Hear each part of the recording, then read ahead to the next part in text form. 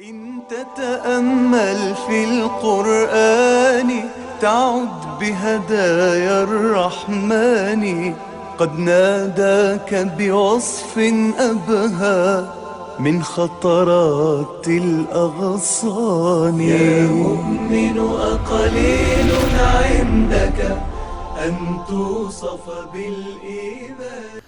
الحمد لله حمدا كثيرا طيبا مباركا فيه، والصلاة والسلام على رسوله محمد وعلى آله و اصحابه اجمعین.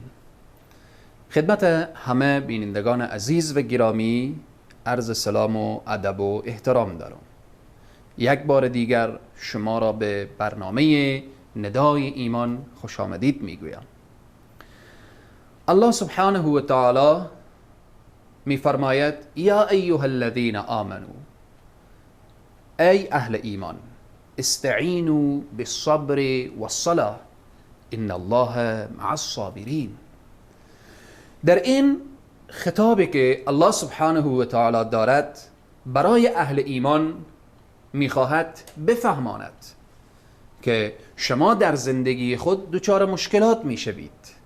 زندگی دنیا نشیبها، فرازها، سختیها، آسانیها، تلخیها، شیرینیها و بالآخره همه زندگی دنیا پر از نشیب و فراز هست.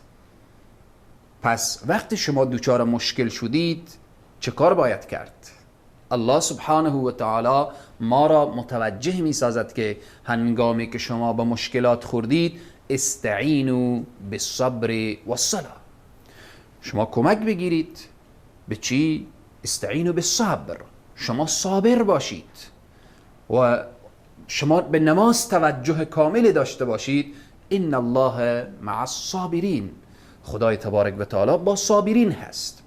پس چگونه صبر؟ وقتی که انسان دچار مشکل می شود در مقابل مصائب و مشکلات اگر صابر بود، الله سبحانه و تعالی در آیات زیادی می فرماید والله یحب الصابرین، خدا صابرین دوست دارد. الله سبحانه و تعالی می فرماید ان الله مع الصابرین، خدا همراه صابرین هست. الله سبحانه و تعالی می فرماید انما یوفی الصابرون اجرهم بغیر حساب، پاداش صابرین بدون حساب هست. همه این آیاتی که ما نگاه میکنیم بحث و فضائل و جایگاه صابرین را نشان میدهد. پس انسانی که دچار مشکلات شد الله سبحانه و تعالی میفرماید صبر کنه، پاداش صبر خلاصه شیرینی هایی است که بعدها طعمش و بالاخره مزه‌اش را خواهد چشید.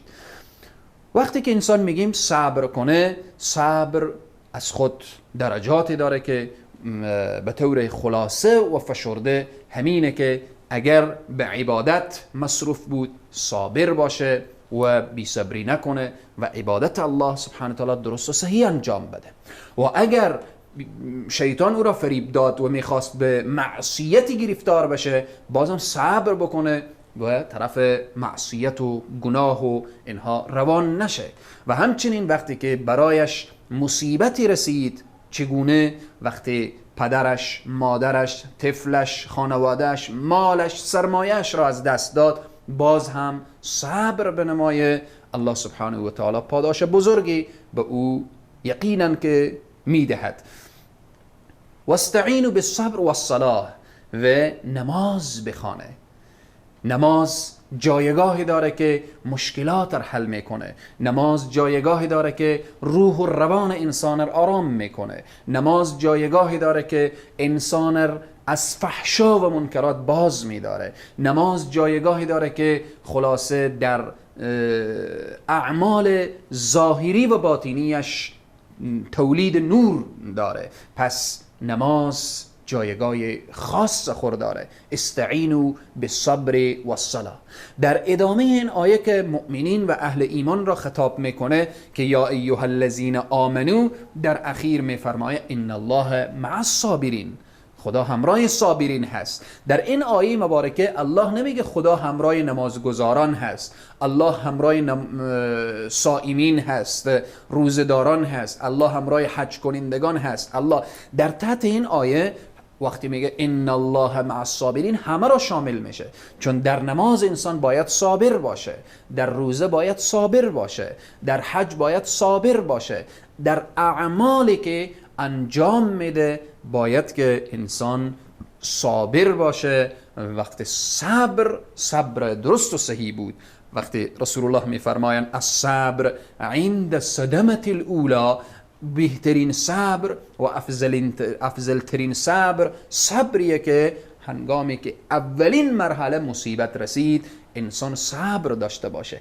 پس این آیه مبارکه برای ندای که برای اهل ایمان هست مخاطب میکنه که ای مؤمنین، ای اهل ایمان، شما استعینوا بالصبر، مشکل خوردید صبر را پیشه خود بسازید و نماز بخوانید، یعنی رجوع به الله سبحانه و تعالی، رجوع به حلال المشکلات داشته باشید. شما چی میشه؟ خدای تبارک و تعالی همراه شماست. الله سبحانه و تعالی بر ما توفیق بده که هنگامی که ما دوچار مشکلات میشیم به ذات اقدس الهی مراجعه کنیم. وقتی خدا ما را همراهی کرد کل مشکلات برطرف می شود. خداوند همه ما جز صابرین واقعی داشته باشد. موفق باشید و السلام علیکم و رحمت الله و برکاته. إن تتأمل في القرآن تعد بهدايا الرحمن، قد ناداك بوصف أبهى من خطرات الأغصان. يا مؤمن أقليل عندك أن توصف بالإيمان.